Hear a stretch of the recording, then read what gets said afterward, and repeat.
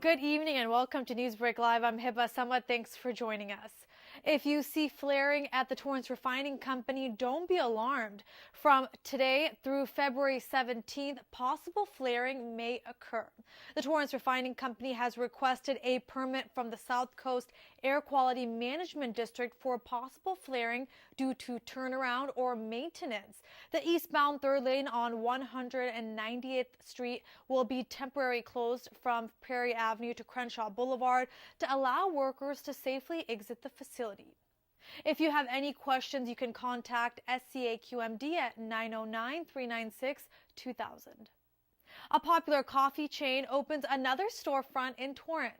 Starbucks, located at the Village Center at the southeast corner of Pacific Coast Highway and Vista, Montana, is serving up fresh delights. A new standalone location was built with a drive-through. The site was formerly occupied by Maria's Mexican restaurant. There's an 11-seat covered patio for outdoor seating and dining. Now, Torrance Bakery is getting ready for one of its busiest days of the year.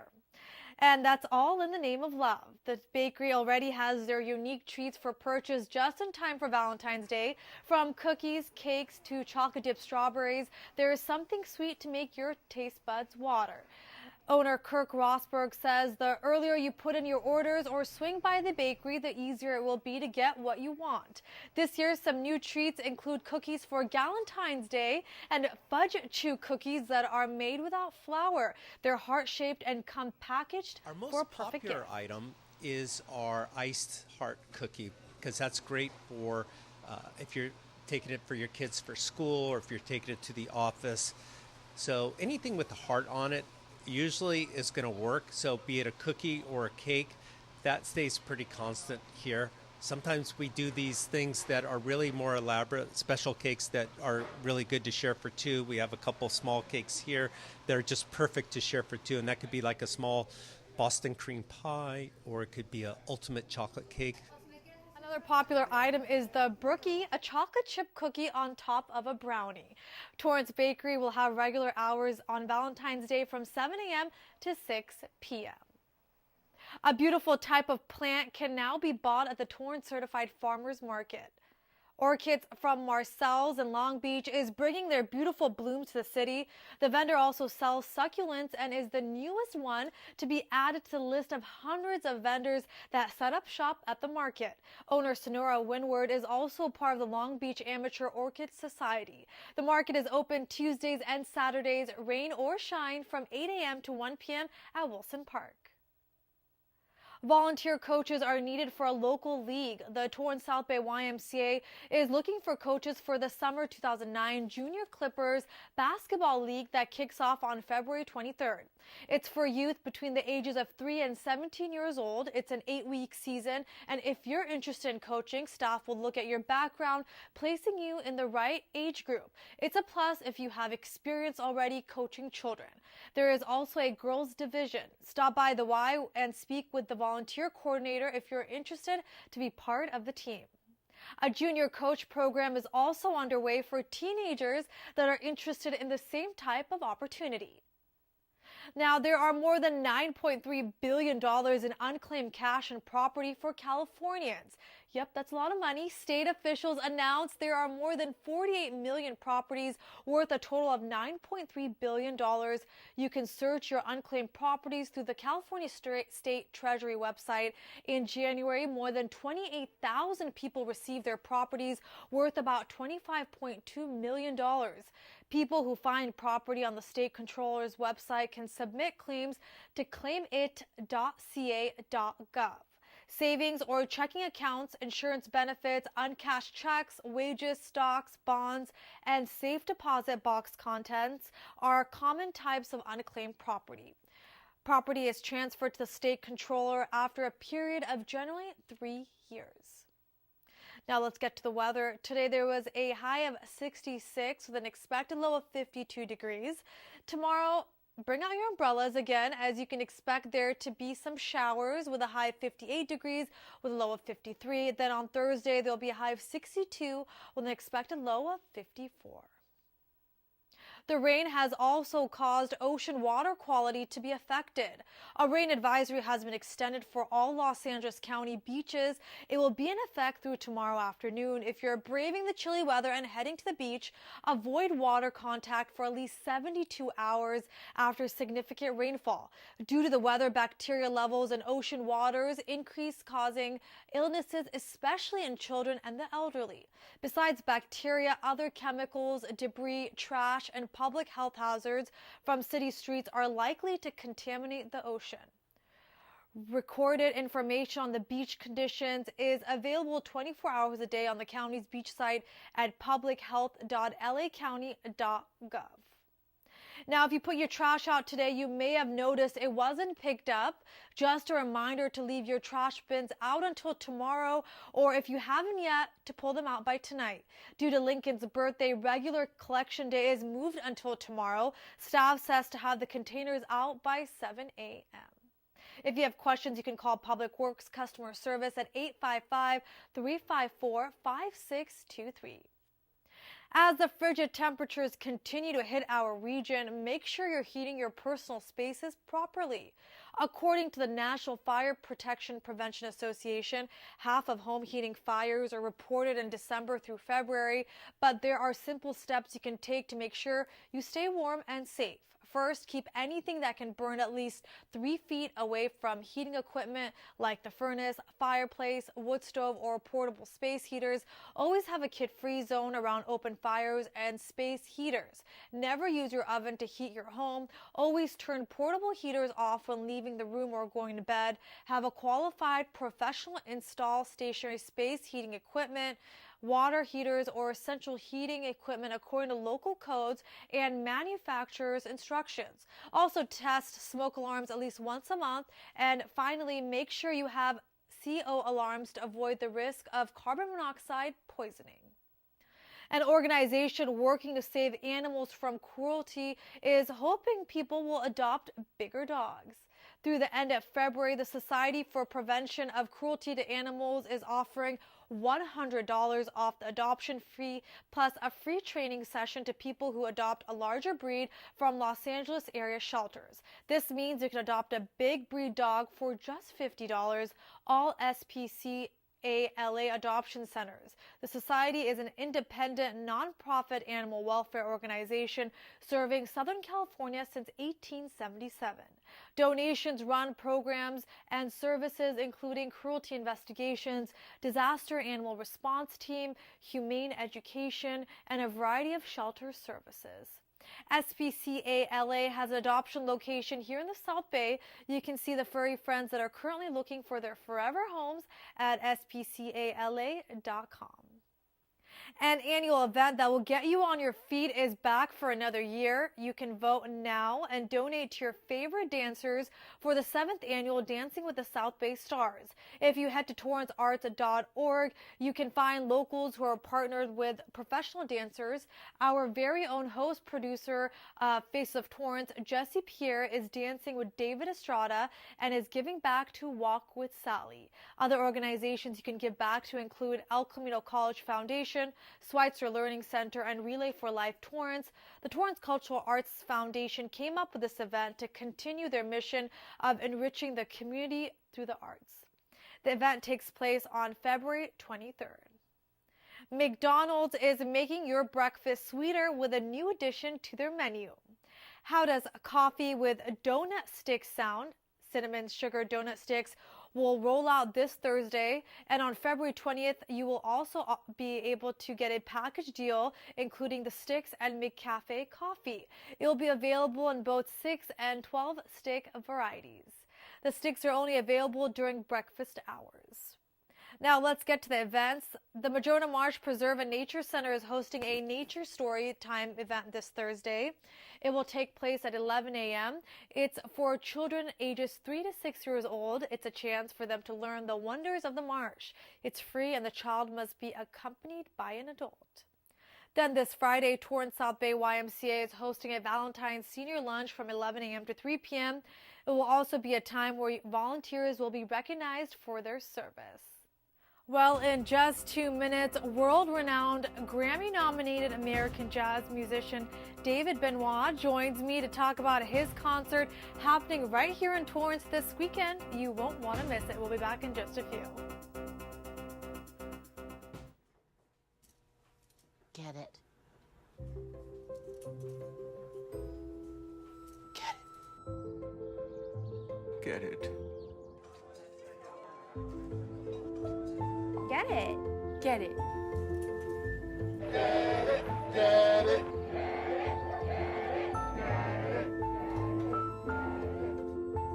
Is she gonna get it, Daddy? She'll get it. Get it. Get it.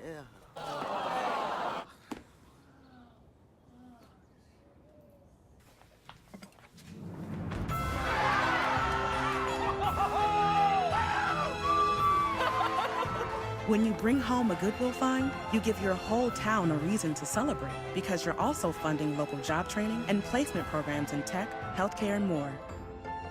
Goodwill. Bring good home. So there you are, shuffling through a stack of resumes and you come to mine. This is it. First impression. My way in. But, here's the thing. Can my resume show you how I truly stand out? Can one piece of paper really tell you my whole story? Like, that I was studying, going to night school while working 2 jobs just to help my parents pay for groceries. Or how anytime there was an opportunity, I was the first one to step up. Because I wasn't gonna let my life, my circumstances dictate who I was gonna become. And all of that determination, the commitment, the drive, that's me. And that's something you just can't put on paper. Look beyond the resume and discover new ways to develop great talent, like me. Welcome back to the second half of NEWSBREAK Live. Joining me is a very special guest, David Benoit, who's a Grammy-nominated jazz pianist, composer, and arranger. Thank you for being on NEWSBREAK Live with me tonight. All right, my pleasure. This weekend, you are going to have a special concert right here in Torrance at the James Armstrong Theater. So talk to me about what fans and local community members can expect when they come out to your concert. Well, they can expect to have a good time. Obviously, for people that like piano music, they're coming to the right place. And this is a format I enjoy doing. I start the first half just solo piano, so it's kind of like me in your living room. It's a very intimate moment, a chance for me to play some original compositions, some standards. Also wrote some compositions for piano, some classically oriented compositions. I'm going to feature a couple of those from a record I did called the Steinway Sessions. And then the second half, I'm being joined by 2 very young musicians on bass and drums. They both have played in my youth orchestra. One of them is, I think he just turned 16. Great drummer named Vinny, and then a bass player named Corey. And then we'll just rock out on some of my familiar songs that will undoubtedly be familiar to my audiences. So it'll be a lot of fun. This concert is called Torrance Goes Jazz. It takes place this Sunday at 7:30, as I mentioned, at the James Armstrong Theater.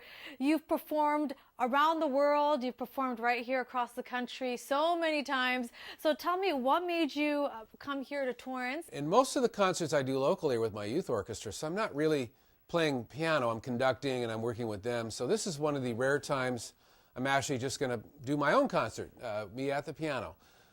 And I thought it was an opportunity for the fans locally to hear me play and hear me in that environment. So, and the Torrance Pops, they were the ones that made the offer, and I thought, well, sure, why not? And it is part of the Torrance Pops Orchestra Special, which is produced by TPAC, the South Bay Conservatory, Mercury Stage Theater. So you just mentioned getting to perform by yourself and giving local fans that opportunity to hear you. So tell me what you're looking forward to the most. You mean this concert coming up on Sunday? Yes. I look forward to all my concerts. I'm looking forward to interacting with the fans and just, I love to play. I've loved to play the piano for, well, going on 60 years now. Almost That's amazing. 60-year anniversary playing the instrument. So have just as much enjoyment now as I did when I was 6 years old. So looking forward to being with the fans, and hopefully afterwards I'll bring some CDs, and maybe I can meet a few of the fans and sign some CDs too while I'm there. You wear a lot of hats, and we're going to get into all the amazing other things that you do. But for viewers who don't know, you're considered one of the founding fathers of contemporary jazz. And I mentioned earlier, you have been nominated multiple times for the Grammys. So talk to me about now with your music. What's been the latest? What's in the works, the future? Well, it's an interesting time in music. We were talking off air about that, about the Grammy Awards. Which have been elusive to me.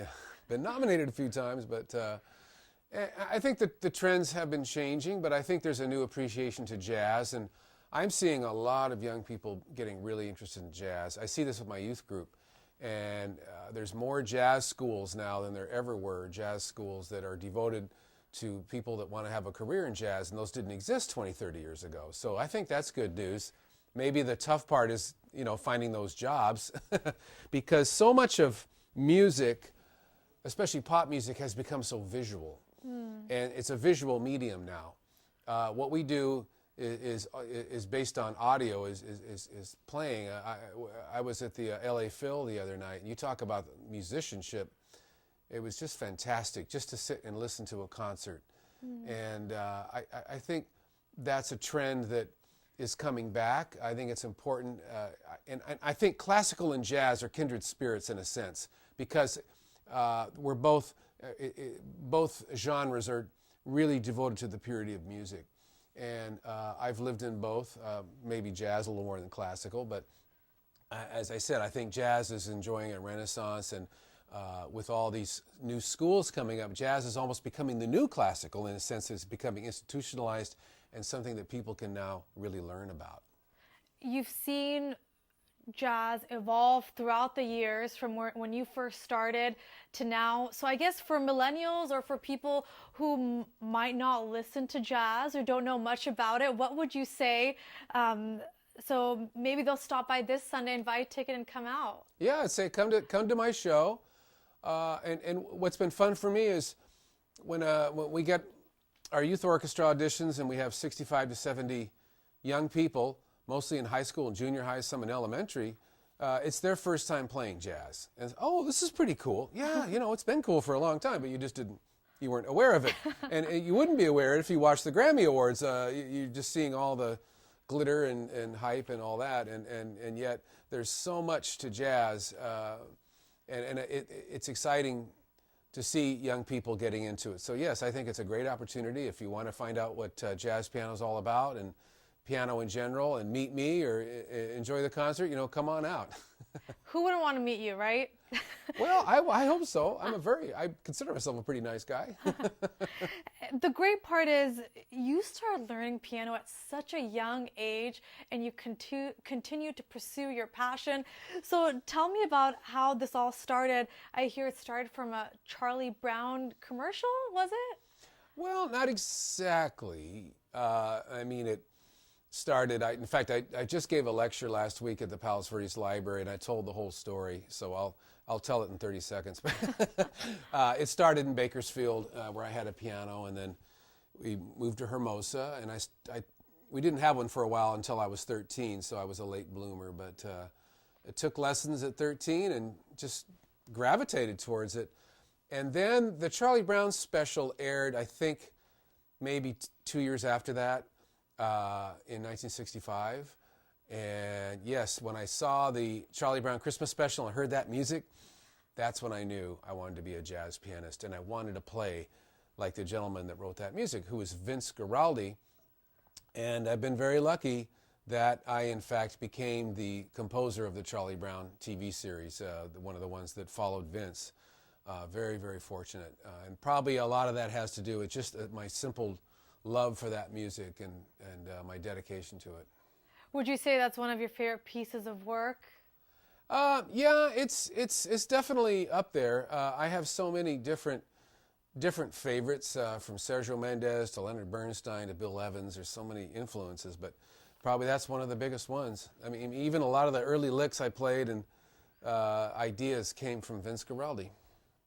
Amazing. And again, for viewers who are tuning in right now, you can see Mr. Benoit perform solo this Sunday at the James Armstrong Theater. Tickets are $25, and people can buy this online through your website, which will direct you to Torrance Pops as well. So you also, as I mentioned, wear a lot of hats, and you keep mentioning the Asia America Symphony. So tell people, as a director and conductor for that symphony, what you do.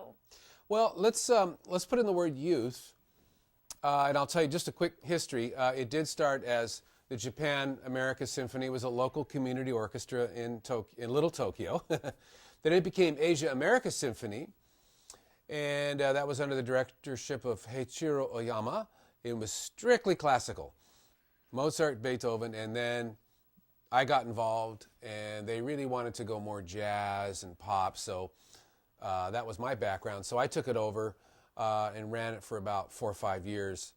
And at the same time, I formed the Asia America Youth Orchestra, a group of young kids that were devoted to music. So we had 2 orchestras at that time. We had the youth orchestra and the professional, and that was made up of musicians in Local 47, professional musicians. And at the time, we had a lot of funding from Toyota. Of course, Toyota moved away, as did a lot of our other corporate sponsors. So we lost the funding for our professional orchestra. So what we did was we focused on our youth symphony. And what we do now is we do a headlining concert every year where we bring in the local 47 musicians to sit alongside the kids and have this 65 to 70 piece orchestra made up mostly of youth, but also of some of our hand-picked local 47 members. How does it feel to teach the youth this type of music and getting them ready for the future? It feels great. It's, and you were talking to me off camera, and yes, I have a very laid-back personality, but it is put to the test when I get in front of these kids sometimes, because, you know, the first run-through, and I can tell they haven't practiced and they haven't prepared. Patience. So my goal is to get them excited about the music. If I start getting upset or complaining or, you know, critical, then they're going to get turned off. So how can I, and I ask them, how can I help you? How can I help you make this better? So what I love is that when it comes to concert time, after we've been working on it for months, and sure enough, they pull it together, and there's nothing greater than hearing them just play all this beautiful music together. It's really, really a great feeling. So on top of that, people can also hear you on the radio every single day. So tell me about that. You are on K-Jazz, correct? That's correct. That was a call out of the blue from the owner, Saul Levine. He heard me on a radio interview and liked the sound of my voice and said, I think you'd be good in radio. So it was a very unexpected career change for me, and I trained for it, and I thought I'll do this for a few months till I get tired of it. 7 years later, I'm still there. But what I've been really enjoying about it is I have a show on Saturday mornings called Jazz in the 88s. And I get to handpick jazz pianists that I love, mostly, you know, a lot of Oscar Peterson, a lot of Bill Evans.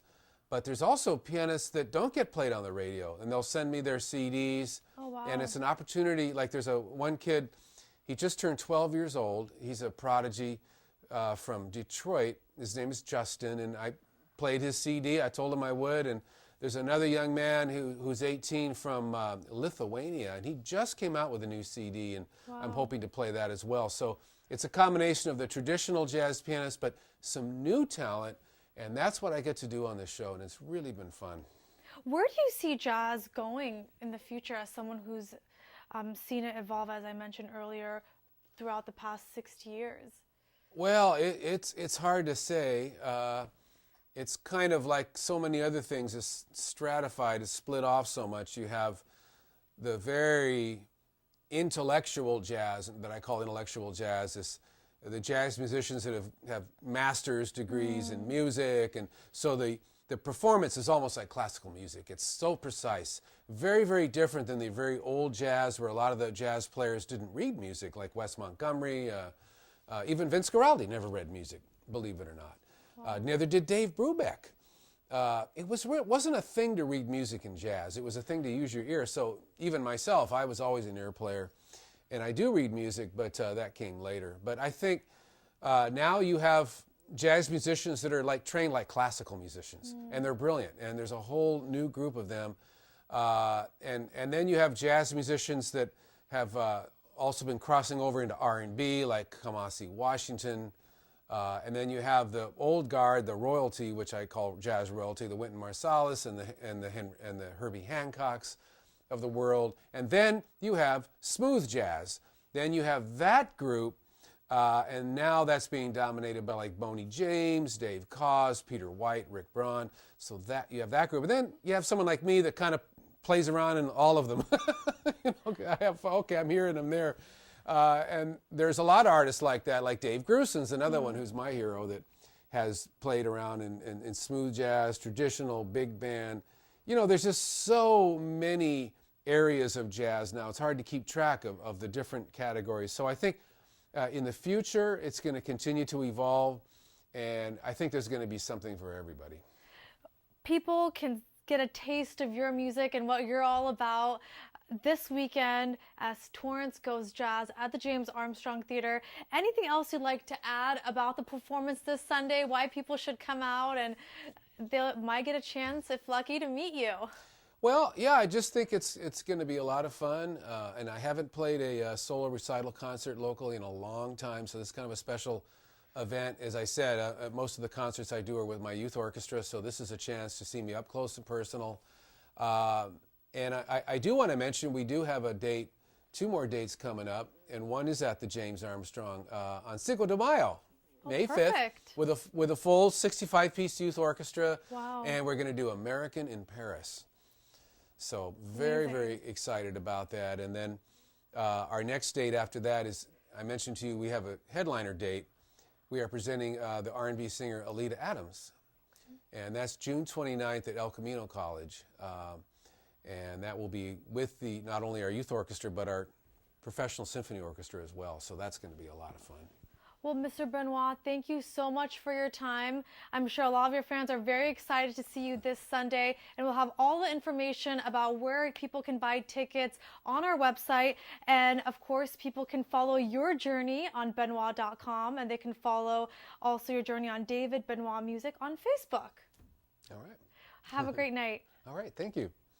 As I mentioned, you can go to Benoit.com, and you can also follow his Facebook page at David Benoit Music. And Torrance Goes Jazz is this Sunday at 7:30 p.m. Tickets are on sale at torrancepops.com.